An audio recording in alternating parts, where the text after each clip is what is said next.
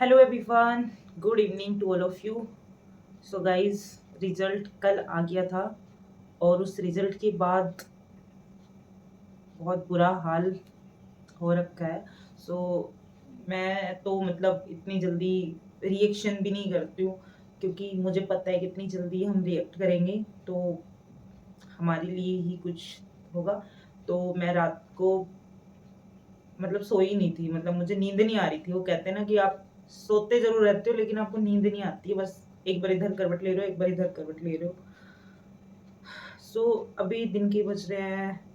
4:30 या 5 के समथिंग, पौने 5 के समथिंग हो रहे हैं। और अभी मैं सो के उठी हूँ और 2:30-3 बजे सोई थी मैं। तो जब भी मैं मॉर्निंग में भी देख रही थी, बाद में देख रही थी, सबको ना मेरे रिजल्ट का बहुत वेट था, क्योंकि क्या रहा मेरा रिजल्ट, है ना। तो उस रिजल्ट के बारे में ही मैं आपको बताने के लिए आई हूँ। सो रिजल्ट ऐसा रहा कि घर में खाना ज़रूर बना था, लेकिन जहाँ आप 2 रोटी खाते हो ना, वहाँ आप 2 टूक नहीं खा पा रहे थे। रिजल्ट ऐसा रहा। उसको मैं कैसे डिफाइन करूँ कि जब जिस दिन रिजल्ट आता है ना, तो जिस घर में बड़ी चहल-पहल होती है ना, वो बड़ा शांत रहता है। ठीक है? रिजल्ट ऐसा था कि आप बिल्कुल ठीक होते हो ना, एकदम एक्टिव, और आप एकदम से ऐसे हो जाते हो जैसे कि आप काफ़ी लंबे समय से बीमार पड़े हो। रिज़ल्ट ऐसा था। तो भाई, प्री का रिज़ल्ट आया और नहीं हुआ। क्योंकि किसी चीज़ को जब जैसे कि प्री हुआ था उस टाइम आंसर की आई, आंसर की मिलाई हमने, और तब लग रहा था कि यार पता नहीं यार कट ऑफ कितनी जाएगी। और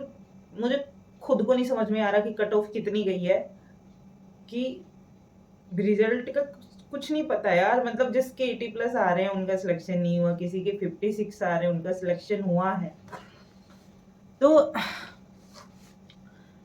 हो सकता है कि नेगेटिव में गए हों, क्योंकि मेरे भी नेगेटिव में गए हैं। और बहुत सारे ऐसे हैं जिन्होंने जितने अटेम्प्ट करे थे,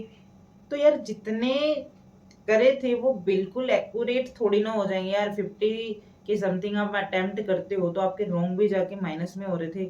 अब कैटेगरी भी नहीं पता हमें कि भाई किस कैटेगरी से कितनी कट ऑफ है, तो आने से ही पता चलेगा कि कितनी कट ऑफ गई है।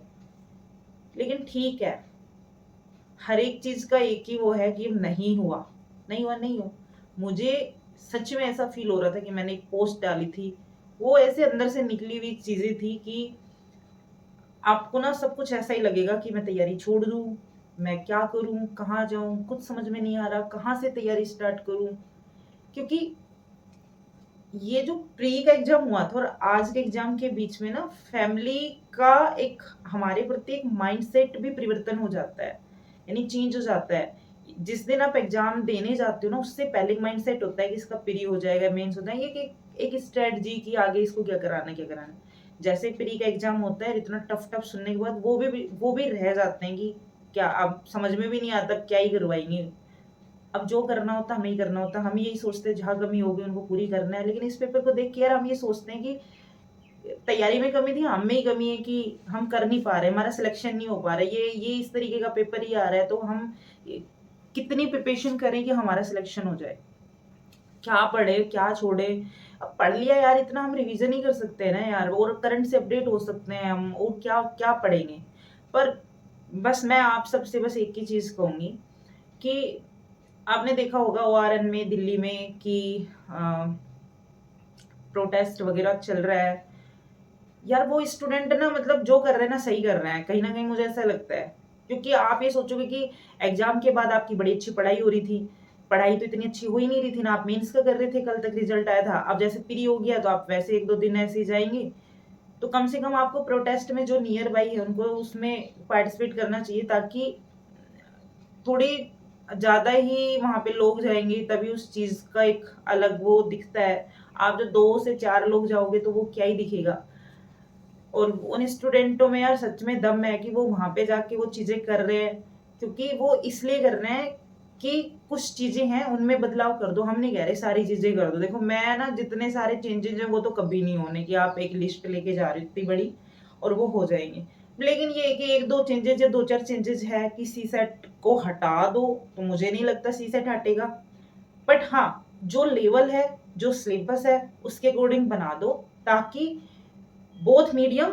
एंड हर बच्चे का एक स्ट्रीम होता है, जैसे कि मैथ साइंस और उन सब बच्चों का अलग होता है और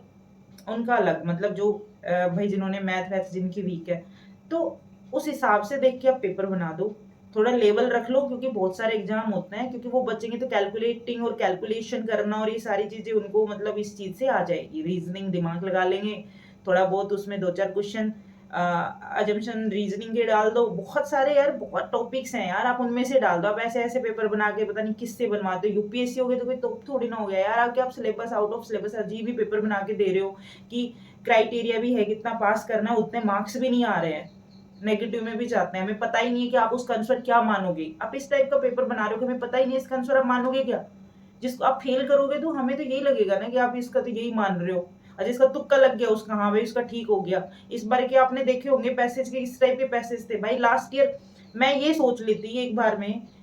कि भाई मेरा सी सेट हो ही नहीं रहा, भाई लास्ट ईयर अच्छे मार्क्स से पेपर क्लियर हुआ है सी सेट का, कि आप देखोगे कि मैंने उसमें कुछ तो चेंजेस करे होंगे, मैंने पैसेज पे ध्यान दिया होगा, मैं एक मैथ की स्टूडेंट हूँ, मैं खुद मैथ में जब मैं वहां पे बैठ के उस प्रेशर में, जब हम नंबर सिस्टम के भी नॉर्मल से क्वेश्चन करते हैं तो माइंड काम नहीं करता है,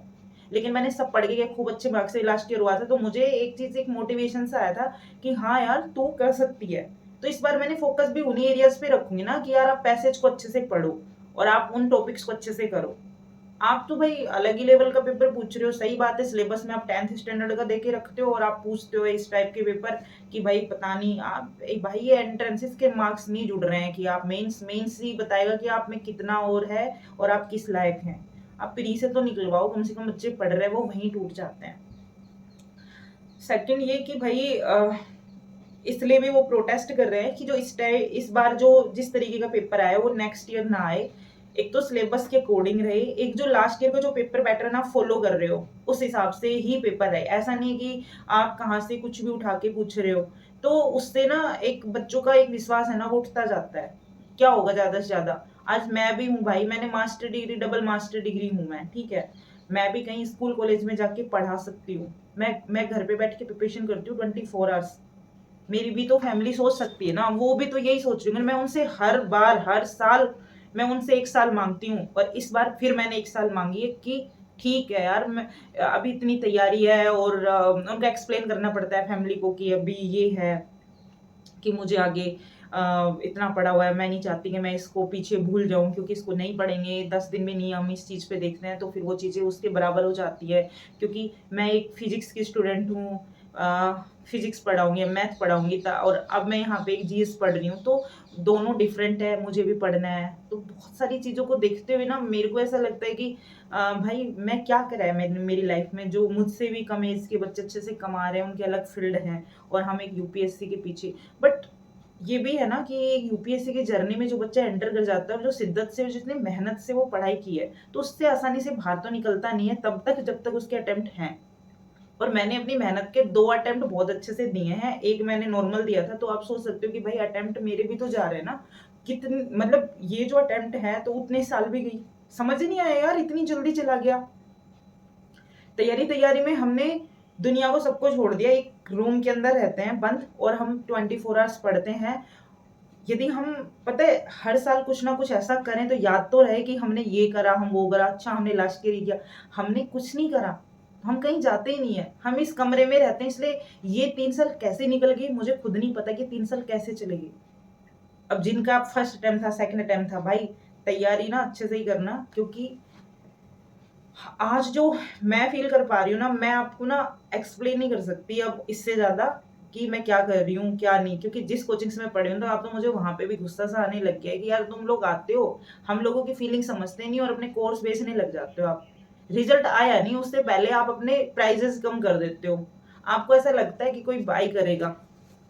वो ही बाई करेगा जिसका फर्स्ट टाइम वो तैयारी स्टार्ट करना चाहता है, वो कभी बाई नहीं करेगा क्योंकि उसने अपना सब कुछ पढ़ लिया है, उसने अपने नोट्स बना लिए है,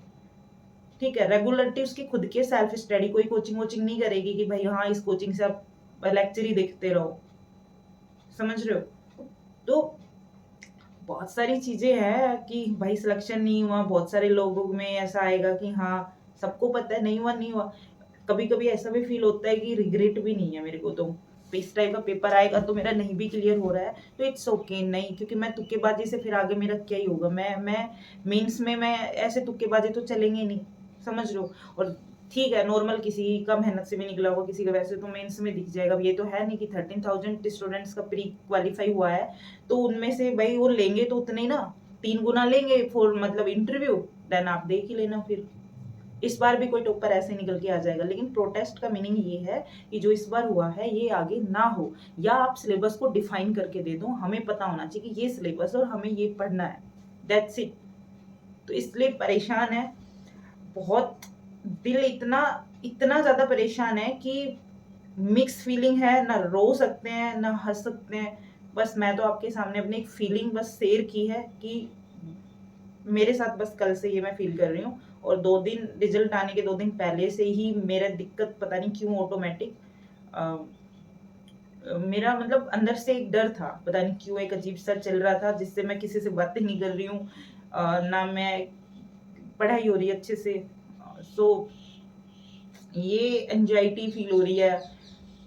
बस मैं आपके साथ चीज़ें शेयर करती हूँ, देन मैं थोड़ा सा रिलैक्स फील करती हूँ। तो मैंने सोचा कि ज़्यादा इस चीज़ को हम ना खींचे, डिले ना करें कि मैं 3 दिन बाद अपने रिजल्ट के बाद बताऊँ, क्योंकि आप हर एक छोटी छोटी पोस्ट पर मेरे रिजल्ट के बारे में पूछ रहे हो तो मेरा एक बनता है कि मैं आपको रिप्लाई करूँ। सो या,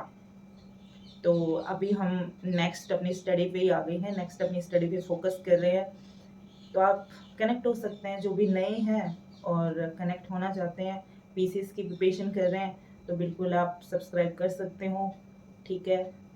बाय बाय, टेक केयर।